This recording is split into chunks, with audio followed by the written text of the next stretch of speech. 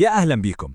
النهاردة هنتكلم عن حاجة كده كلنا أكيد بدأنا نشوفها في شوارعنا. صندوق جديد وغريب بيتركب والكل بيسأل هو إيه ده بالظبط. طيب، تعالوا بقى مع بعض نفهم قصة الصندوق ده ونفك شفرته. أنا متأكد إن أغلبنا شاف الصندوق ده وهو بيركب، والفضول اشتغل على طول. يا ترى إيه قصته؟ وهل هيفرق معانا في حاجة؟ والإجابة بمنتهى البساطة هي طبعًا. ده مش بس هيغير الإنترنت، ده هيغير طريقة تواصلنا وشغلنا وحتى لعبنا، هيغير حاجات كتيرة أوي في حياتنا. طيب خلونا نبدأ بأول وأهم سؤال. إيه هو الصندوق ده أصلاً؟ تعالوا نعرف هويته ووظيفته بالظبط، وإزاي هو اللي هيكون مفتاح الدخول لعصر جديد تماماً من الإنترنت في بلدنا. الاسم العلمي بتاعه هو علبة توزيع ألياف ضوئية، أو زي ما بيقولوا عليه FTTH. وببساطة شديدة جدا دي تعتبر المحطة الأخيرة اللي بتوصل كابلات الفايبر أو الألياف الضوئية من الشركة لغاية باب الشقة. يعني من الآخر كده دي البوابة اللي بتدخلك الإنترنت السريع بتاع المستقبل. فكرة عملها سهلة خالص. العلبة دي بيوصلها كابل فايبر واحد تخين جاي من السنترال، وجواها بقى بيتقسم ويتوزع على كابلات أصغر. كل كابل رايح لشقة أو بيت، يعني تقدر تقول كده إنها الموزع الرئيسي بتاع الإنترنت في الشارع أو العمارة. تمام كده فهمنا الصندوق ده بيعمل إيه، لكن السؤال الأهم، ليه التكنولوجيا دي نقلة كبيرة قوي كده؟ يعني إيه الفرق الحقيقي بينها وبين الإنترنت النحاس اللي عشناه سنين طويلة؟ هنا بقى الفرق الجوهري بجد. الفرق في أصل التكنولوجيا نفسها. زمان الإنترنت كان بيجيلنا عن طريق كابلات النحاس، عارفينها؟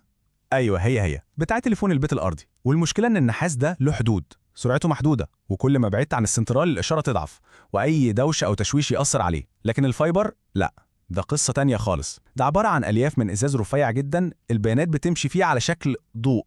وده بقى معناه إيه؟ معناه سرعة خرافية وثبات رهيب، ومفيش حاجة اسمها تشويش تقريبا. وعشان بس نتخيل الفرق عامل ازاي، السرعات هنا ممكن توصل لواحد جيجا بت في الثانية، وممكن أكتر كمان.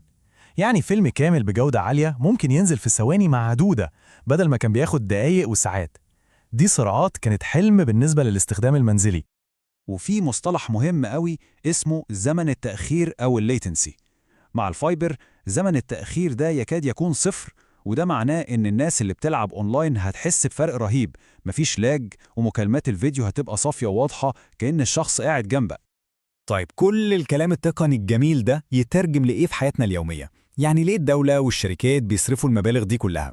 الإجابة ببساطة في الإمكانيات الجديدة اللي بتتفتح قدامنا كلنا. السرعة العالية دي مش مجرد رفاهية، لا، دي بتخلي كل حاجة بنعملها على النت أسهل وأمتع، من مشاهدة أفلام ومسلسلات بأعلى جودة من غير ما الصورة تقف، لشغلنا واجتماعاتنا الأونلاين اللي هتبقى زي الحقيقة. وكمان بتفتح الباب لخدمات جديدة خالص زي التلفزيون التفاعلي اللي بيشتغل كله من خلال الإنترنت.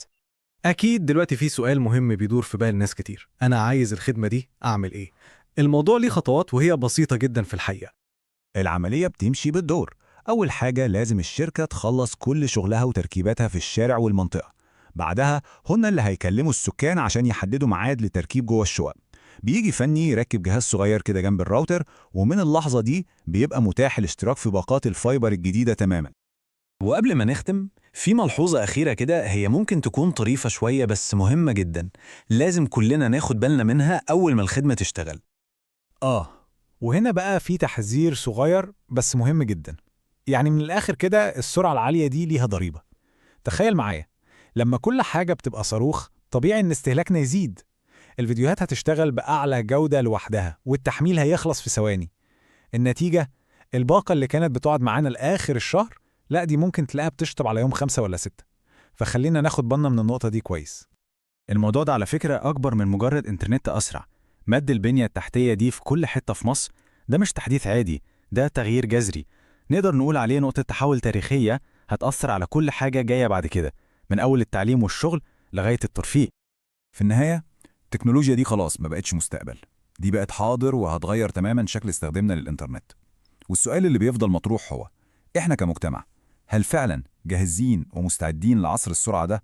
وإزاي هنستغل كل الإمكانيات الضخمة اللي جاية معاه؟